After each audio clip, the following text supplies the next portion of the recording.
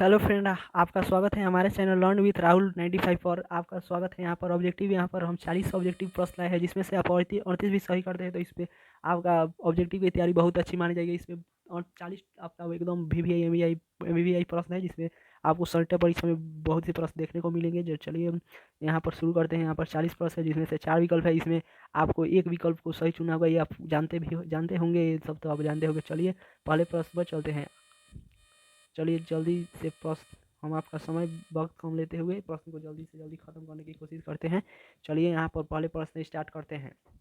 आप लोग यहाँ पर आंसर सही करने की कोशिश कीजिएगा। हमसे पहले हम आंसर बताएंगे, उससे पहले आप सही करने की कोशिश कीजिएगा। तो ओके फ्रेंड्स, आप बने रहे वीडियो में। चलिए पहले प्रश्न पे चलते हैं। पहला प्रश्न, ब्राज ब्राज कहाँ बन रहा है? ब्राज कहाँ बन रहा है? बेलगांव में, बेलगांव में, अमलवा में, भितियारवा में, भैंसालोटन में। तो ब्राज आपका भैंसालोटन में बन रहा है। ऑप्शन नंबर डी हो जाएगा। ये पूछ सादानीरा चैप्टर का ऑब्जेक्टिव है। इसमें भैंसालोटन में ब्राज बन रहा है। Option number B, question number J J Krishnamurti की शिक्षा कृति क्या है? जे कृष्णमूर्ति की शिक्षा कृति क्या है? ऑप्शन ए संभाषण, ऑप्शन बी निबंध, ऑप्शन सी संस्मरण, ऑप्शन डी एकांगी। तो जे कृष्णमूर्ति की शिक्षा कृति क्या है? आप लोग जल्दी से जल्दी कमेंट में बताइए, जे कृष्णमूर्ति की शिक्षा कृति क्या है? तो जे कृष्णमूर्ति की शिक्षा कृति संभाषण है। ऑप्शन नंबर ए आपका यहाँ पर सही हो जाएगा। चलिए चलते हैं अगले प्रश्न, 3 नंबर प्रश्न पर। उसने कहा था कहानी की क्या विशेषता है? उसने कहा था कहानी की क्या विशेषता है? ऑप्शन ए दिव्य प्रेम कहानी, युद्ध कहानी, प्रेम पर बलिदान की कहानी, इनमें से सभी। तो यहाँ उसने कहा था कहानी की क्या विशेषता है? दिव्य प्रेम की कहानी भी यह हो जाएगा। ऑप्शन बी युद्ध कहानी भी हो जाएगा, प्रेम पर बलिदान की कहानी हो जाएगा। ऑप्शन नंबर डी आपका यहाँ पर सही हो जाएगा। चलिए चलते हैं अगले प्रश्न, चौथे नंबर प्रश्न पर। जयप्रकाश नारायण की पत्नी का क्या नाम था? जयप्रकाश नारायण की पत्नी का क्या नाम था? Option A Vidyavati Devi, option B Manroop Devi, option C Vaijayanti Devi, option D Prabhavati Devi. तो जयप्रकाश नारायण की पत्नी का नाम यहाँ पर ऑप्शन डी प्रभावती देवी हो जाएगा। यहाँ पर ऑप्शन डी आपका सही हो जाएगा। चलिए चलते हैं अगले 5 नंबर प्रश्न पर। हिंदी कहानी के विकास में मील का पत्थर कौन सी कहानी मानी जाती है? हिंदी कहानी के विकास में मील का पत्थर कौन सी कहानी मानी जाती है? तो ऑप्शन ए उसने कहा था, ऑप्शन बी पंच परमेश्वर, ऑप्शन सी पुरस्कार, ऑप्शन डी मंगल। तो इसमें आपका ऑप्शन ए सही हो जाएगा। ऑप्शन ए उसने कहा था। यही कहानी मील का पत्थर मानी जाती है। हिंदी कहानी के विकास में यह कहानी इसने कहा था मील का पत्थर माना जाता है। तेरी कुरमाई हो गई, तेरी कुरमाई हो गई का क्या किस कहानी से संबंध है? तेरी कुरमाई हो गई की कहानी का किस कहानी से संबंध है? Roz, option A Roz, option B Usne कहा Tha, option C Tirich, option D Baatcheet. तो यहाँ पर आपका ऑप्शन नंबर बी सही हो जाएगा। ऑप्शन बी उसने कहा था। उस तेरी कुरमाई हो गई का मतलब क्या होता है? कुरमाई का मतलब यहाँ पर आप लोगों को हम बता देते हैं कि कुरमाई का मतलब मंगनी होता है। मंगनी मतलब सगाई। चलिए चलते हैं अगले प्रश्न पर। उसने कहा था शीर्षक कहानी के रचयिता का क्या नाम है? उसने कहा था कहानी के शीर्षक रचयिता के क्या नाम है? तो उसने कहा, ऑप्शन ए यहाँ पर चंद्र शर्मा गुलेरी, ऑप्शन बी अज्ञेय, ऑप्शन सी मोहन राकेश। तो यहाँ पर आपका ऑप्शन नंबर ए सही हो जाएगा, चंद्र शर्मा गुलेरी। बालकृष्ण भट्ट किस युग के निबंधकार है? बालकृष्ण भट्ट किस युग के निबंधकार है? तो बालकृष्ण भट्ट भारतेंदु युग, प्रेमचंद्र युग, द्विवेदी युग, इनमें कोई नहीं। तो बालकृष्ण भट्ट भारतेंदु युग के निबंधकार है। बालकृष्ण भट्ट कौन किस पुस्तक लिख, यह अगला प्रश्न भी है। चलिए बातचीत शीर्षक निबंध के नाम बताए। लेखक बातचीत शीर्षक के निबंधकार के नाम बताए। बातचीत शीर्षक के निबंधकार का नाम बताए। बातचीत शीर्षक के निबंधकार का नाम बताए। यहाँ पर आपका option A Balkrishna Bhatt, option B Chandra Sharma Guleri, option C Ramdhari Singh Dinkar, इनमें कोई नहीं। तो यहाँ पर आपका हो जाएगा option A Balkrishna Bhatt. Option A आपका सही हो जाएगा। चंद्र शर्मा गुलेरी कौन कहानी लिखी है? उसने कहा था। Ramdhari Singh Dinkar Ardhanarishwar. Reconstruction of Indian polity नाम पुस्तक किसने लिखी? रिकॉन्स्ट्रक्शन ऑफ इंडियन पॉलिटिक्स नामक पुस्तक किसने लिखी? तो यहाँ पर आपका option A Jayaprakash Narayan, option B Indira Gandhi, option C Bhagat Singh, option D Subhash Chandra Bose. तो यहाँ पर आपका ऑप्शन नंबर ए सही हो जाएगा, जयप्रकाश नारायण। जयप्रकाश नारायण ने क्या क्या लिखा है? तो जयप्रकाश नारायण ने संपूर्ण क्रांति आपका चैप्टर में है, जो वो चैप्टर वही लिखे हैं जयप्रकाश नारायण। चलिए अगले प्रश्न में चलते हैं, 10 नंबर प्रश्न पर। यहाँ पर वही क्वेश्चन है, संपूर्ण क्रांति शीर्षक भाषण किसने दिया? संपूर्ण क्रांति शीर्षक भाषण किसने दिया? भगत सिंह, जयप्रकाश नारायण, महात्मा गांधी, सुभाष चंद्र बोस। तो यहाँ पर आपका ऑप्शन नंबर बी सही हो जाएगा, जयप्रकाश नारायण। चलिए चलते हैं अगले प्रश्न, 11वें नंबर प्रश्न पर। दिनकर को किस गद पुरस्कार पर साहित्य अकादमी पुरस्कार मिला? दिनकर जी को, रामधारी सिंह दिनकर को किस गद पुस्तक पर साहित्य अकादमी पुरस्कार मिला? ये option A Ardhanarishwar, option B शुद्ध कविता की खोज, ऑप्शन सी संस्कृति के 4 अध्याय, ऑप्शन डी दिनकर की डायरी। तो यहाँ पर आपका ऑप्शन सी सही हो जाएगा। ऑप्शन सी यहाँ पर आपका सही हो जाएगा। Option C is correct answer. Option C आपका सही हो जाएगा। रामधारी सिंह दिनकर को रामधारी सिंह दिनकर आपको किस अर्धनारीश्वर चैप्टर रामधारी सिंह दिनकर लिखे हैं। अर्धनारीश्वर चैप्टर रामधारी सिंह दिनकर लिखे हैं। रामधारी सिंह दिनकर को राष्ट्रकवि माना जाता है। रामधारी सिंह दिनकर को राष्ट्रकवि माना जाता है। भारत का राष्ट्रकवि रामधारी सिंह दिनकर जी को माना जाता है। रामधारी सिंह दिनकर का जन्म बेगूसराय बिहार में के सिमरिया जिले में हुआ था दिनकर जी का जन्म। दिनकर जी को किस काव्य पुस्तक पर भारत ज्ञानपीठ पुरस्कार मिला है? दिनकर जी को किस पुस्तक पर भारतीय ज्ञानपीठ पुरस्कार मिला है? तो हुंकार, अस्मिका, कुरुक्षेत्र, उर्वशी। तो यहाँ पर आपका ऑप्शन नंबर डी सही हो जाएगा, उर्वशी पर। दिनकर जी को निम्न में से कौन सा पुरस्कार दिया गया था? दिनकर जी को इनमें ये 4 पुरस्कार है, इसमें से दिनकर जी को कौन पुरस्कार मिला था? पद्म भूषण, पद्मश्री, पद्म विभूषण, वीर पुरस्कार। तो इसमें आपका ऑप्शन नंबर ए सही हो जाएगा। यहाँ पर टाइपिंग मिस्टेक है, यहाँ पर ए, यहाँ पर आप लोग बी देख लीजिएगा, टाइपिंग मिस्टेक है। ए पद्म भूषण। निम्न में से किस कहानी को में गैंग्रीन का उल्लेख है? निम्न में से किस कहानी में गैंग्रीन का उल्लेख है? ऑप्शन ए उसने कहा Tha, option B Roz, option C Tirich, option D रस्सी का टुकड़ा। तो यहाँ पर आपका ऑप्शन बी सही हो जाएगा। ऑप्शन बी यहाँ पर आपका सही हो जाएगा। उस रोज कहानी के शीर्षक का नाम पहले गैंग्रीन था, फिर उसके बाद लेखक ने उसका नाम बदलकर रोज कर दिया। उसमें उस कहानी में कहानी की मुख्य पात्रा मालती थी। अब मालती के पति का नाम महेश्वर था। मालती के बेटे का नाम टीटी था। और उस पुस्तक के लेखक अज्ञय जी हैं। अज्ञय जी उनके मालती के दूर के रिश्ते के भाई लगते थे। और उस कहानी उसने कहा था, रोज कहानी बहुत ही अच्छी कहानी है। आप लोग उस कहानी पढ़े होंगे मुझे लगता है। मालती किस कहानी की पात्र है? Sipahi ki Maa, option A, option B Roz, option C Tirich और ऑप्शन डी उसने कहा था। तो ऑप्शन बी रोज, यहाँ पर वही क्वेश्चन आ गया। ऑप्शन बी रोज कहानी की पात्र मालती है। किस पार्ट में आया था 3 बज गए, 4 बज गए, 11 बज गए? इसकी किस पार्ट में आया था? 4 बज गए, 3 बज गए, 11 बज गए। तो option A Ardhanarishwar, option B Roz, option C Tirich, option D Hanste Hue मेरा अकेलापन। तो यहाँ पर आपका ऑप्शन नंबर बी सही हो जाएगा। ऑप्शन नंबर यहाँ पर बी आपका सही हो जाएगा। एक लेख और एक पत्र में भगत सिंह ने किसको पत्र लिखा था? एक लेख और एक पत्र में भगत सिंह ने किसको पत्र लिखा था? सुखदेव को, राजगुरु को, बिस्मिल को, अशफाक खां को। तो यहाँ पर आपका ऑप्शन नंबर ए सही हो जाएगा। यहाँ पर सुखदेव को।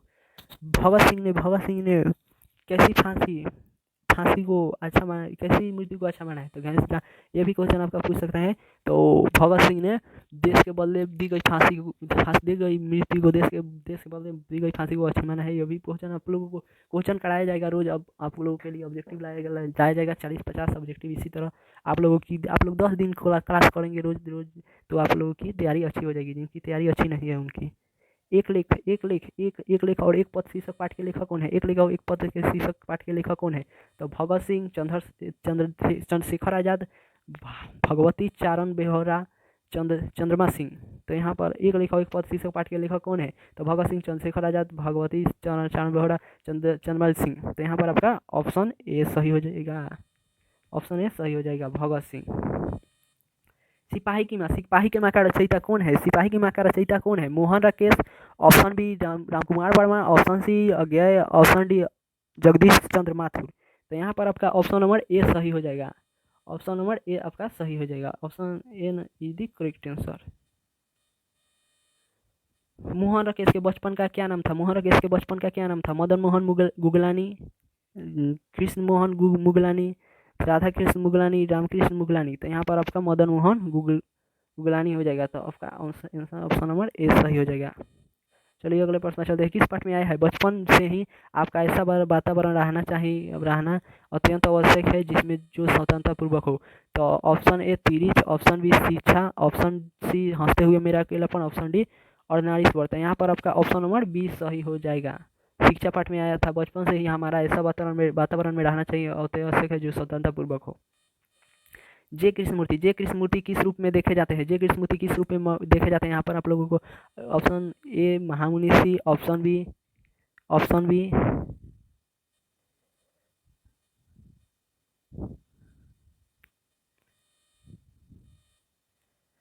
ऑप्शन ए जे कृष्णमूर्ति किस रूप में देखे जाते हैं? जे कृष्णमूर्ति किस रूप में देखे जाते हैं? महामनीषी, तपस्वी, दूसरे बुद्ध, सुकरात। तो यहाँ पर आपका ऑप्शन ऑप्शन आपका गलत हो गया है। यहाँ पर ऑप्शन होना चाहिए विश्व शिक्षक।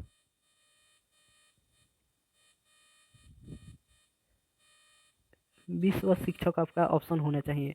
तो यहाँ पर ऑप्शन ही आपका गलत है, इसीलिए आप लोग देख लेंगे विश्व शिक्षक होगा। जे कृष्णमूर्ति किस रूप में देखे जाते हैं? विश्व शिक्षक के रूप में देखे जाते हैं। यहाँ पर आपका चारों ही ऑप्शन गलत है।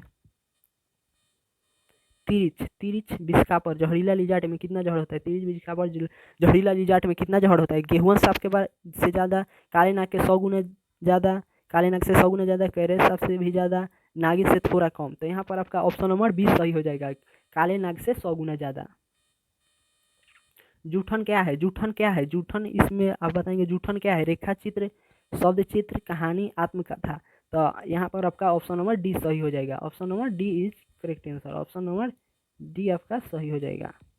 यहाँ पर जूठन क्या है? जूठन आत्मकथा है। ये आप लोगों के लिए वीवीआई क्वेश्चन है, ये बहुत बार पूछता है।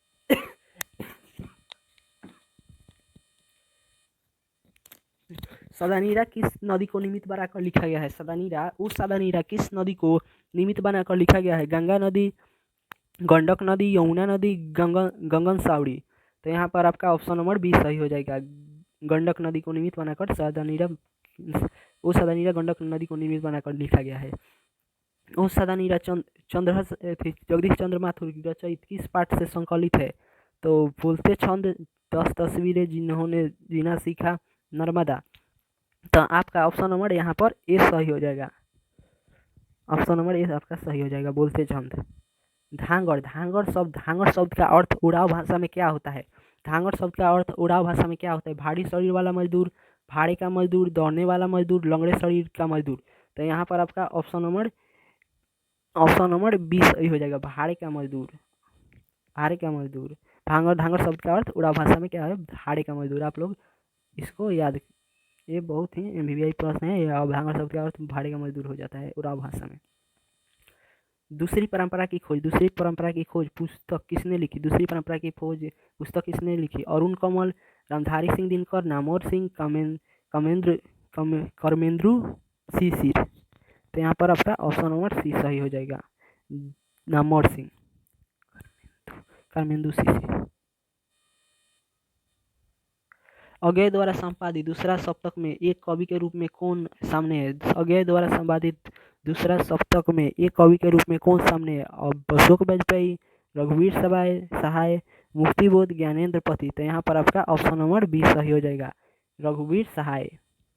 चलिए अगले प्रश्न पर चलते हैं। विनोद कुमार शुक्ल ने 1994 से जून 1996 तक किस पद पर रहे? विनोद कुमार शुक्ल 1994 से जून 1996 तक किस पद पर रहे?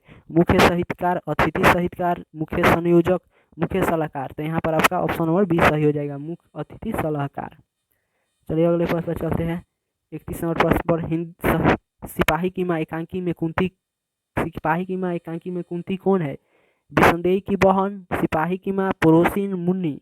तो यहाँ पर आपका ऑप्शन नंबर सी सही हो जाएगा, पड़ोसिन है। सिपाही की माँ एकांकी में कुंती कौन है? तो कुंती विसंदेही की पड़ोसिन है। चलिए 32 नंबर प्रश्न पर चलते हैं।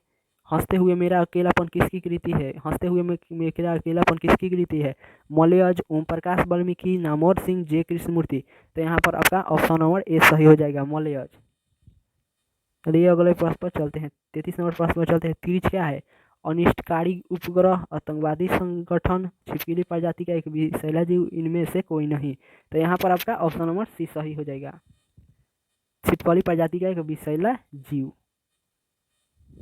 उसने कहा था कहानी कितने भागों में बांटा है? उसने कहा था कहानी कितने भागों में बांटा है? 3 भाग में, 4 भाग में, 5 भाग में, 7 भाग में। तो यहाँ पर आपका ऑप्शन नंबर सी सही हो जाएगा, ऑप्शन नंबर सी सही हो जाएगा, 5 भाग में। ये भी क्वेश्चन पूछ सकता है कि उसने कहा था में कितने भागों में युद्ध का वर्णन है? तो इसमें कहा था 3 भागों में युद्ध का वर्णन है, 3 भागों में युद्ध का वर्णन है। उसने कहा था ये भी आपको लोगों को क्वेश्चन पूछ सकता है। उसने कहा था कि मुख्य नायक कौन है? उसने कहा था कहानी के मुख्य नायक कौन है? तो उसने कहा था मुख्य कहानी के नायक लाहना सिंह हो जाएंगे, लाहना सिंह आपका यहाँ पर हो जाएगा। चलिए अगले प्रश्न पर चलते हैं। दिल छोटा करना, दिल छोटा करना मुहावरा का क्या अर्थ है? कृपण होना, संतप्त होना और प्रश्न होना। तो ये ऑप्शन डी हतोत्साहित होना। तो यहाँ पर आपका ऑप्शन नंबर डी सही हो जाएगा, हतोत्साहित होना। चलिए अगले प्रश्न पर चलते हैं। 37 नंबर प्रश्न, जो कोई वस्तु वहन करता है कहलाता है वाहन, वाहक, ग्राहक, इनमें कोई नहीं। तो यहाँ पर आपका ऑप्शन नंबर बी सही हो जाएगा। चलिए अगले प्रश्न पर चलते हैं। कन्यादान, कन्यादान में कौन सा समास है? कन्यादान में कौन सा समास है? बहुव्रीहि, तत्पुरुष, द्विगु, कमधारे। तो कन्यादान मतलब कन्या का दान। तो यहाँ कारक चिन्ह का लोप आ रहा है, तो ये कौन समास हो जाएगा? आपका ये तत्पुरुष समास हो जाएगा। जिसमें कारक चिन्ह का लोप आ जाएगा वो कौन समास होता है? जिसमें कारक चिन्ह का लोप आ जाए वो तत्पुरुष समास होता है। आप लोग ये ठीक से याद कर सकते हैं। यथासंभव, यथासंभव कौन सा समास है? यथासंभव कौन सा समास है? बहुव्रीहि समास, तत्पुरुष समास, द्विगु समास, अव्ययीभाव समास। जिसमें पे, बे, यथा, आज, आ जाए वो सब अवयवी भाव समास होता है। अवयवी भाव समास है जो प्रत्यय से शुरू होता है उसे वो अवयवी भाव समास होता है। आप लोग ये भी ठीक से याद कर सकेंगे, जो प्रत्यय से स्टार्ट होता है, स्टार्टिंग होता है, वो अवयवी भाव समास ही होता है ज़्यादातर। चलिए त्रिदेव, त्रिदेव, त्रिदेव, त्रिदेव में कौन सा समास है? त्रिदेव में कौन सा समास है? ऑप्शन ए बहुव्रीहि, ऑप्शन बी तत्पुरुष, ऑप्शन सी द्विगु, ऑप्शन डी कर्मधारय। तो त्रिदेव में कौन सा समास है? ऑप्शन ए बहुव्रीहि। यहाँ पर आप लोग जल्दी से कमेंट करके बताएं ये ऑप्शन 40 नंबर में कौन सा समास है? त्रिदेव में कौन सा समास है? तो जहाँ संख्या का बोध हो, जहाँ संख्या का बोध हो, त्रिवेणी, चरुराहा, त्रिवेणी, त्रिदेव, ये सब जिसमें संख्या आ जाए, चौराहा, ये सब संख्या आ जाए, 3, 2, 4, 5 कोई भी संख्या आ जाए उसमें आपका द्विगु समास ही लगता है। द्विगु समास, द्विगु समास, संख्या आ जाए तो द्विगु समास, कारक चिन्ह का लोप आ जाए तो कारक चिन्ह का लोप आ जाए तत्पुरुष समास, जो जो विशेष से प्रधान हो कर्मधारय समास, जिससे कोई दूसरा अर्थ लिख ले, जैसे दशानंद, दशानंद अथी 10 सिर है जिसके रावण, दशानंद। जैसे नीलकंठ, नीलकंठ महादेव, जो आपका दूसरा अर्थ दे, एक दूसरा अर्थ दे, वो बहुव्रीहि समास होता है। जिसमें कारक चिन्ह का लोप हो तत्पुरुष समास होता है। जिसमें संख्या का बोध हो 2, 3, 4, 5 इस संख्या आ जाए वो आप लोगों को द्विगु समास ही माना है, कर्मधारय समास। जिससे जिससे विशेष से प्रधान हो वो कर्मधारय समास हो जाएगा। आप लोगों को और वीडियो अच्छा लगा तो लाइक करें, अपने दोस्तों को भी शेयर करें और सब्सक्राइब करें चैनल को। हम आपको बता दें PDF लिखने में बहुत ही समय लगता है, बहुत ही हम मेहनत करते हैं, उसके बाद इस PDF को लिख पाते हैं, उसके बाद आप लोगों के पास क्वेश्चन ले पाते हैं। तो इसलिए अगर आपको थोड़ा सा भी वीडियो अच्छा लगा तो आप लाइक करें प्लीज़।